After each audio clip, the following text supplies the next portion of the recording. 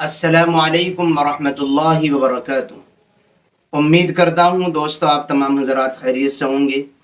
اللہ سے دعا ہے جہاں بھی آپ ہیں اللہ آپ کو خوشی اور سلامتی کے ساتھ محفوظ رکھے۔ دوستو آج کی اس ویڈیو میں ہم آپ کو یہ بتلانے والے ہیں کہ خواب میں پانی میں داخل ہونے کی کیا کیا وجہ ہوتی ہیں۔ خواب میں اگر کوئی شخص اپنے آپ کو پانی میں داخل ہوتے ہوئے یا پانی میں جاتے ہوئے یا پانی سے گزرتے ہوئے دیکھے تو اس کی تعبیر کیا ہوتی ہے، اور حضرت امام جعفر صادق رحمہ اللہ تعالیٰ عنہ نے خواب میں داخل ہونے کی، خواب میں پانی میں جانے کی 5 وجہ کیا بیان فرمائی ہے۔ لیکن اس سے پہلے آپ سے ایک چھوٹی سی درخواست یہ ہے کہ اگر آپ ہمارے چینل پر نئے ہیں تو چینل سبسکرائب کر لیں، ویڈیو کو لائک اور شیئر کرنا نہ بھولیں۔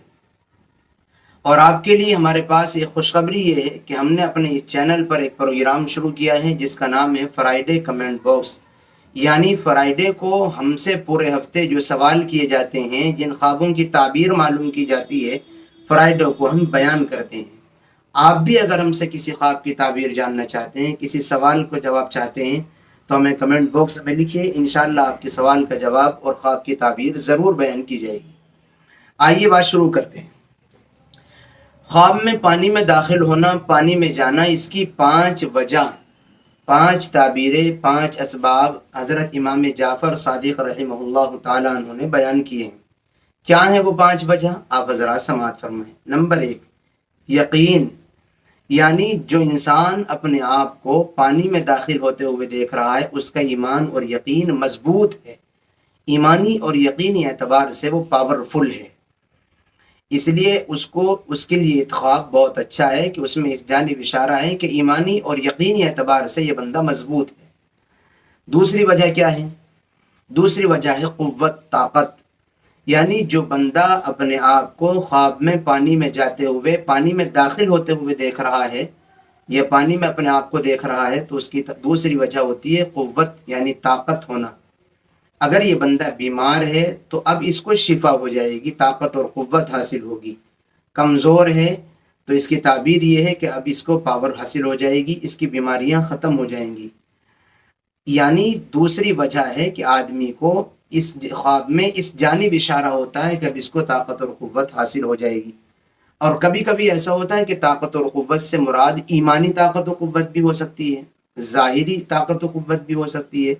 اگر کوئی انسان یہ خواب دیکھنے والا پہلے سے ہی طاقتور ہے بدن اور باڈی کے اعتبار سے تو پھر اس خواب کی تعبیر یہ ہے کہ ایمانی اعتبار سے اس کو پاور حاصل ہوگی، ایمانی اعتبار سے یہ بندہ مضبوط ہوگا۔ تیسری وجہ کیا ہے؟ فرماتے ہیں تیسری وجہ یہ ہے کہ کوئی مشکل کام اس کو پیش آئے گا۔